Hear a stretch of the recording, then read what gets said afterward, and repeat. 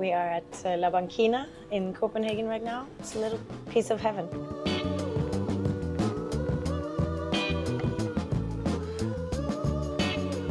So here people come in the morning or throughout the day, having their coffee, maybe a glass of wine, and then they swim. People swim all year. Even sometimes when the water freezes over, well, people will make a hole and jump in. The water is so clean here, so whenever it's a nice day, people want to go swimming. Now it's regulated to within the swim zones, but you'll see people jumping in the water everywhere because you live in a city and you just want to be in the water. It's natural for us. It's good for you. It feels good. And we have the opportunity to do so.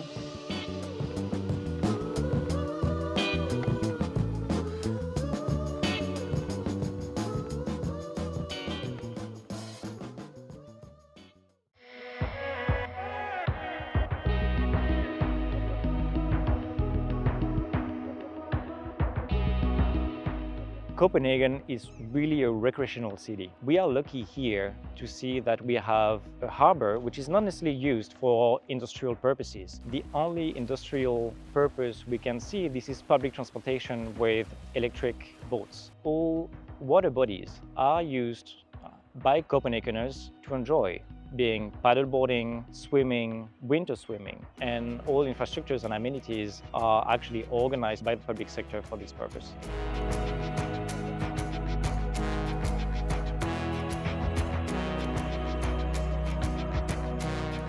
I was born 20 minutes from Copenhagen in a small town, and during my 20s I moved here to do my studies. I then went away for a few years to work abroad, and after coming back to Copenhagen I really fell in love with the city again, especially because of access to water there is around the city.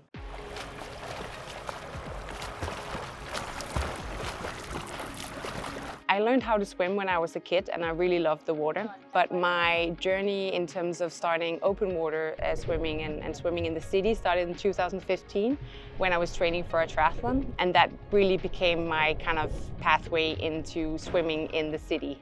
Before that, I was swimming indoors. The reason why I do urban swimming and open water swimming is because it connects me to nature in the city. So besides offering me a place to be active and move my body and be physical healthy, it also recreates this like mental space for peace. You forget everything else that is around you. You're just in the moment, and I feel very free. I feel very calm. I feel very strong, and I feel like a child. Like I'm just like happy and playing around. Like it's really a space that creates a lot of freedom for me.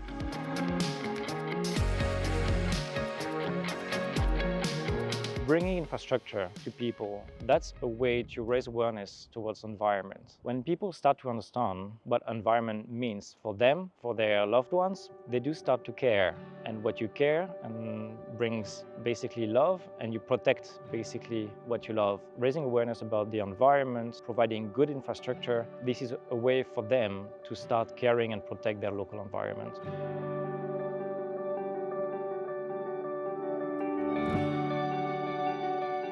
It's about 20 years ago that we had the first harbour bath at Islands Brygge. Actually, next year will be 20 years ago. I have been told that in the beginning, people were a bit hesitant to use the harbour basins and jump in the water. But obviously this has picked up the last couple of years, where people going to the water side much more, jumping in the water both winter and summer. So I would say that urban swimming is just becoming more and more popular in Copenhagen.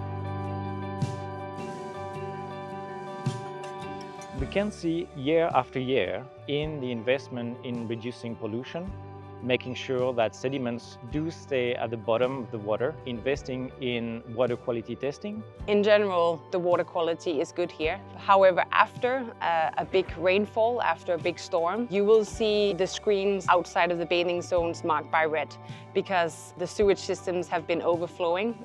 It can only contain so much rainwater, so it overflows and it makes the water polluted. So we have to wait a few days in order to go in again. But that's where we have a great system that shows when the water is safe to go in and when it's not. However, there's still areas to improve. I think we can still work on accessibility for all. It's not all groups of society that can access.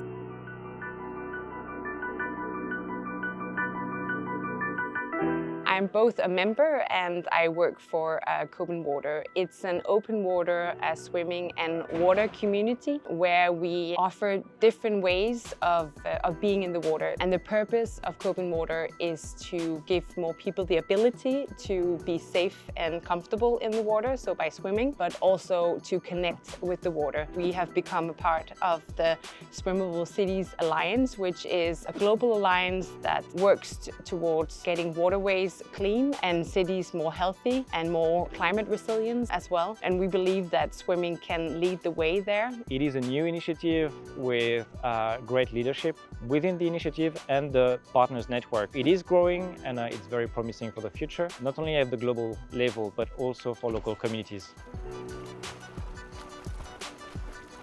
I love swimming at harbors where there's no fence, or let's call it, where I can just swim freely. And I have the hope for Copenhagen that maybe at one day we can swim alongside the kayakers and the suppers and the boats swimming in the harbor in a safe way, but where we don't have any limitations on where we can swim.